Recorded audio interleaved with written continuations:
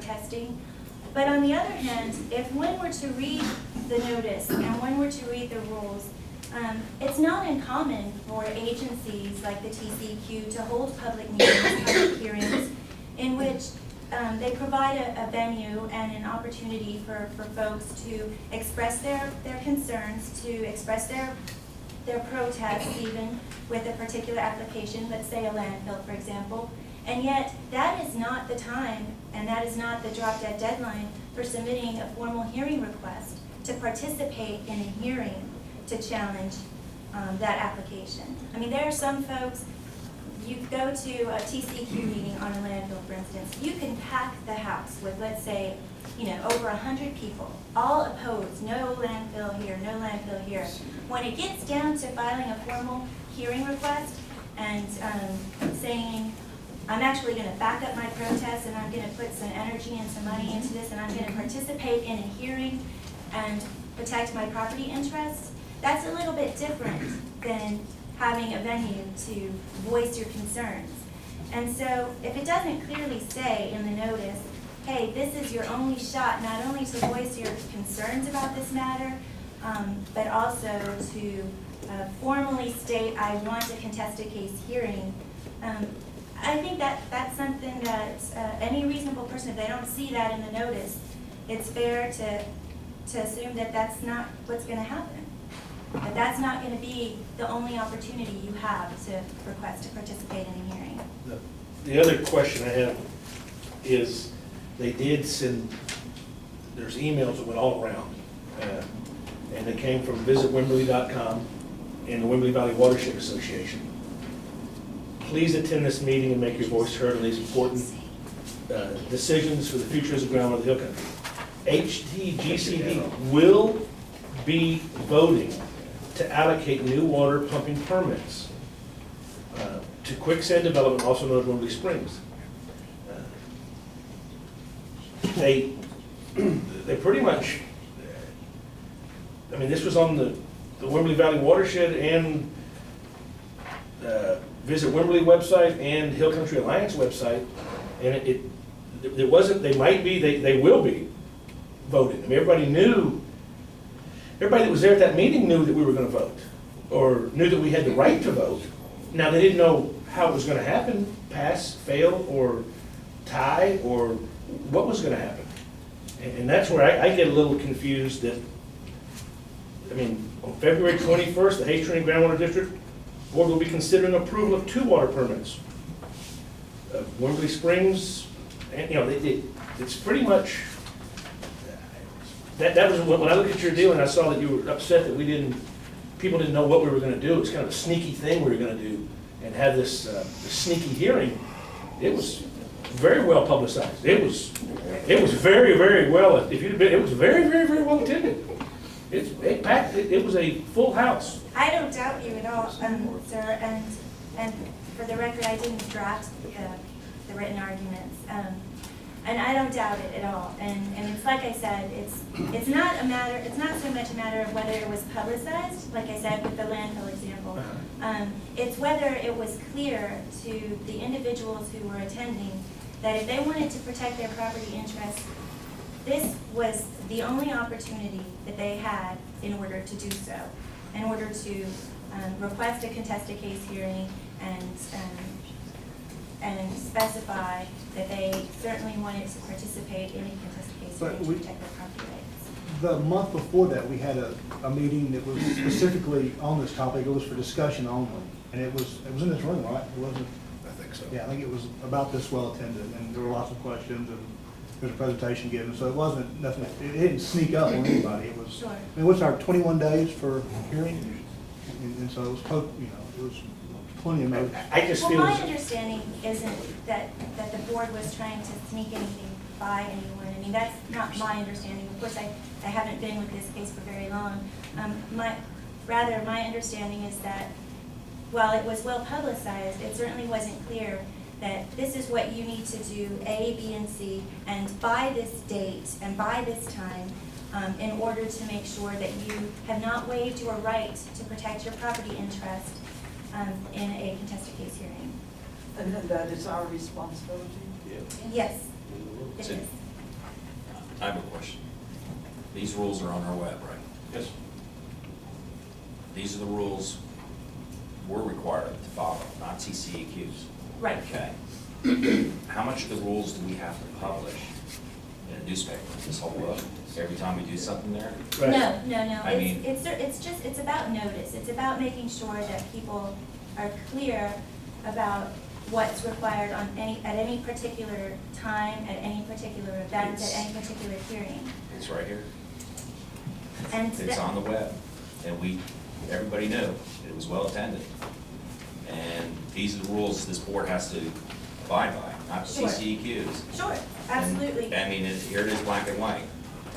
And no one up here wrote these rules, okay? Right. But this is the guideline that was passed on to us, and these are the rules of the road we have to deal with. I understand, and at no time was I suggesting that TCEQ and the board have to have similar rules or have to share the rules. I was only intending to share that example to show how hearing request deadlines are not jurisdictional and that you do have discretion. The board does have wide discretion to make its own motion, even to extend the deadline if it wishes to do so, or to consider hearing requests that it, under the board's interpretation of the rules, it might have deemed untimely. The board has discretion to grant an extension of time to any particular hearing request. Okay, but is that fair to the next person who comes to the hearing? You know, if it's They've read the about rules. fairness, I mean, should we follow this for everybody, or should we start having discretion for whoever comes up? If it's about fairness, then what I'm saying here is that the way that the notice was written, and even the way that your rules are written, it was not clear to everyone. Obviously, it was not clear to everyone that their only opportunity to participate in a hearing to protect their property interests was at that meeting, that public meeting. That was not clear, and that's pretty obvious because so many people. It's pretty clear to me. Yeah. I mean, the way I read it, there it is. And it's on the web, everyone else had the opportunity to see it also. And I don't think I mean, at what point where do you stop? You put 100 pages in the newspaper, or 200, or 300, whatever this is? Well, it's not the rules that need to be in there. In fact, it could be one sentence or two sentences that use the terms must and shall instead of may. So the terms, you must appear at this hearing and you must request a contested case hearing if you desire to participate in one down the road. You must file it in writing by this date, by this deadline, if you want to participate in a contested case hearing later on. And so that's maybe one or two sentences. It's not, you don't have to publish all of the rules. It's all about clarity and when you're going to cut off the deadline so that people no longer have the right to protect their property interests. But then if you're saying that, then we need to put you must, and then you must also know that you have a right in 45 days to ask for a rehearing, and you must also know that you have the right to ask for a contested rehearing of a rehearing. Because there is a bunch, if you go through our rules, there's a bunch of things that you have to do. And if I put them all in there, it may confuse, it would be very, I don't know how we'd ever do a meeting. I mean, you just. Well, I agree, but I think that if you can, step back and take it one step at a time, and the first step for anybody is getting their foot in the door, making sure that they understand that this is the date by which they must submit their request for a hearing, to participate in a contested case hearing. Let's just start with that and give them that clear notice first. Then, maybe there won't be any need to file a motion for rehearing later on down the road. But I would need to put that in there though to make sure they understood. I mean, then I get someone would come and say, but you didn't tell me that I had an opportunity for a rehearing. Well, it's in our rules. Well, I didn't I didn't interpret it. It didn't say I've had to. The rules just said I could ask for a rehearing. I didn't know, you didn't put the right. Sure. And to be frank with you, I have not read the rules on the motion for rehearing, and so I don't know. Maybe they are perfectly clearly written, and there's no reason to publish them again. But it's, just focusing on the language regarding how to request a contested case hearing, I mean, that's not so clear. And that, I mean, that's been made evident by the fact that so many individuals thought they had at least 10 days after that public meeting in order to file their hearing request. And the rules don't clearly state it, the notice didn't clearly state it. Okay, all right, thank you. If you have more questions, we'll ask you in just a second. Yes, sir. I have like 2 minutes Yes, to sir. respond. Sure. What you've heard is an argument that you should be reasonable, that you should imply a reasonable deadline that's not in the rules. The rules lay out a process that is very straightforward. These aren't protests that were filed 15 minutes late. These were protests that were filed days after the decision, when clearly, I read the rules for the first time, and it was abundantly clear that if you had an interest in this proceeding, you need to show up for this public hearing and say so. I want to also add that all of us were here. We listened very carefully to 3.5 hours of comment and suggestions from the public. Not once did any person indicate a desire to trigger party status or a contested case or request such a hearing. They clearly had the opportunity to do that. And I have to also ask the question, if the deadline wasn't the hearing, what is the deadline? Is it 10 days? Is it 20 days? Is it 30 days? Can we now have protests on the Wimberley Springs Water Supply Corporation decision that you made a month and a half ago? What is the deadline? As these folks argue, there has to be a deadline. There must be a deadline. There is a deadline. It's abundantly clear what that deadline is. The other thing is, we've heard no explanation for this confusion. I think the board is entitled to some explanation of what their confusion was and why they felt there was a 10-day time period within which to file something. There's no such provision in the rules. So with that, I would say the obligation, legal obligation of the board is to deny these protests that were filed late. May I have just Sure. 1 minute? I'd like to address the question that was posed to this board of what is the deadline? I agree, that is a question that should be resolved. I don't think that the rules make clear what that deadline is, and perhaps that means that the rules need to be rewritten at some point. Maybe they need to be revised at some point. But at the very least, if it's not clear when that deadline is, then it needs to be clear in the notice when the deadline is. Because, you know, one person may read the rules and they read, any interested person may file a formal protest against the proposed action at the hearing. There's nothing that says file it at this public hearing, file it, use the words contested case hearing, request a contested case hearing by this date or forever waived. But then why would they have sent a letter later that requested, so they understood they had to do a contested case? Sure, They understood that, right. but did it say anywhere in our rules that you must send this letter that says contested case? So here's my understanding of what happened. My understanding is that people interpreted the rules as saying that they had 10 days in which to submit their formal written hearing requests. And so within those 10 days, they tried to get their formal written hearing requests submitted. Now, if that's not what the rule is, if the rule is not that they had 10 days, well, that's not clear. I mean, it's not clear what the deadline is. And perhaps, like I said, perhaps the rules need to be revised. But in the meantime, some notice needs to be provided to folks so that they know that it's either 10 days, it's not 10 days, it's... Oh, I feel very, very good about our notice for the meeting. I feel that our lawyer had looked at our notice before we sent it out to make sure, knowing that this was a hearing, and our lawyer, this is good enough for the notice for your meeting. This is Right. the legal requirement that you must meet. And I feel very good about that. Now, when I got your pleading, I didn't feel so good about that. I got your pleading and felt like the answer was, if we don't do this, this is gonna cause you a lawsuit. And there's. And I understand that. I understand that you can plead that. Sure. But then when I talked to some other people and wanted to make sure that we didn't make a mistake in our notice, I was told, we have noticed it correctly.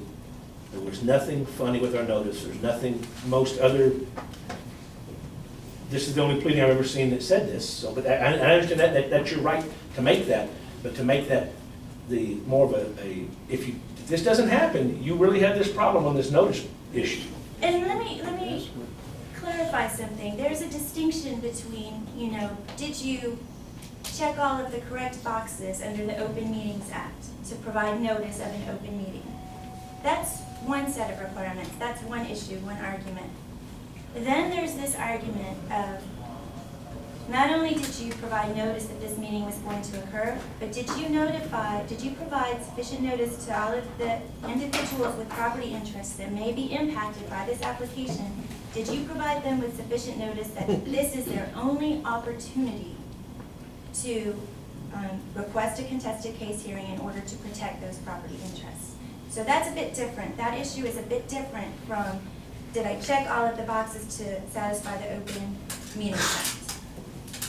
Right, I understand that, but at our last meeting, or last hearing, in the public comment section, a Wimberley Valley Watershed Association came up during our 3 minutes and presented us with a petition for some other issues. But nowhere was there ever a public notice that told Wimberley Valley Watershed how to do that. They had to look it up and look at the rules, and the rules told them that they must come to us. And they came to us and said, hey, during the 3-minute time, we're going to give this to you. I didn't know what they were giving us. I said, why are you doing this? Their lawyer got up and said, in some rules from GMA 9, it says we must do this, or need to do this, or whatever it said. Mm-hmm. They wanted to make sure that they got it in on time. Sure. And nowhere did it. Sure. So in this case, one might read the notice that was provided and then go to the rules, as in your scenario. And then they look at the rules, and then there's this word may. Again, it's not clear, even if you combine the notice and the rules, it's still not clear that this is your last opportunity to protect your property interests. All right. Any other questions? Yeah, I'd like to go into. Go ahead. Do you have a question? Yes, sir. The way I understand the word may means can or cannot file a formal protest against the proposed action. That means they have the opportunity to do it, the opportunity not to do it. Right, so it's permissive rather than mandatory. So if it had been mandatory, it would have said you must file your formal protest or your contested case hearing request by this date. If they disagreed with it, if they agreed with it, they still have to file it. I mean, Well, I don't can or cannot. I don't think that, I know that, you are guided by your own set of rules, but if you look at rules in general that guide agencies, they don't usually include a rule that says you don't have to file a protest if you don't disagree with the application. It's just, that's kind of implicit. So it's not, rules aren't necessarily, they're not necessary to specify, hey, you don't have to file a protest. Well, you're right, it says they can. Right, it says that they can if they disagree. It's implicit that they don't have to if they don't disagree. If they don't wish to protest, no need to file anything in writing. The word that's missing, the word that distinguishes a permissive regulation from a mandatory regulation is must or shall versus may. Thank you. Thank you. Executive session? I'd like to talk to the lawyer. I'd like to go into executive session right now. And We should all leave. No, I'm gonna stay here. We're gonna. Oh, okay, thank you.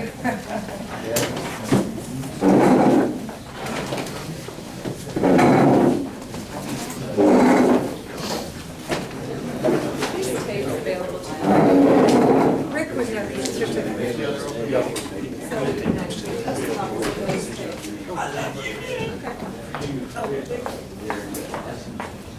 Oh.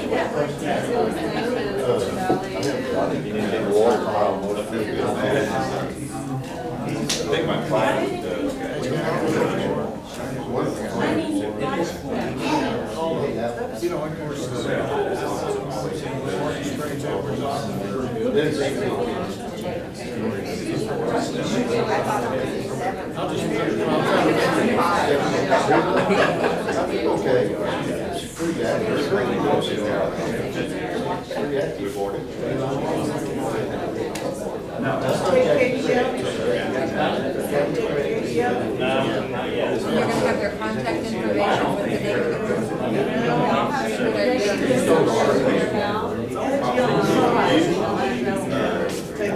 One sentence annotating describing.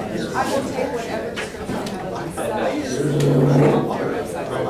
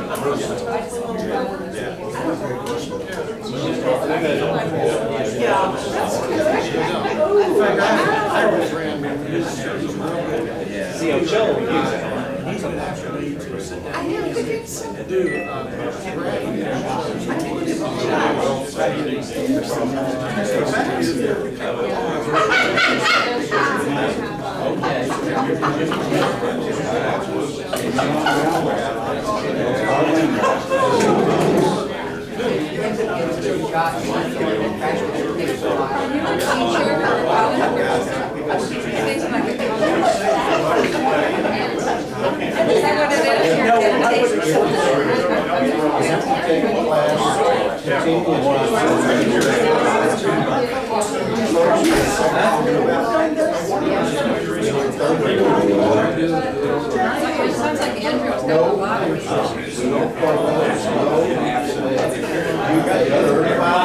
Makes a difference, it seems to me, if you have, you have a good venue, there's plenty of open space. I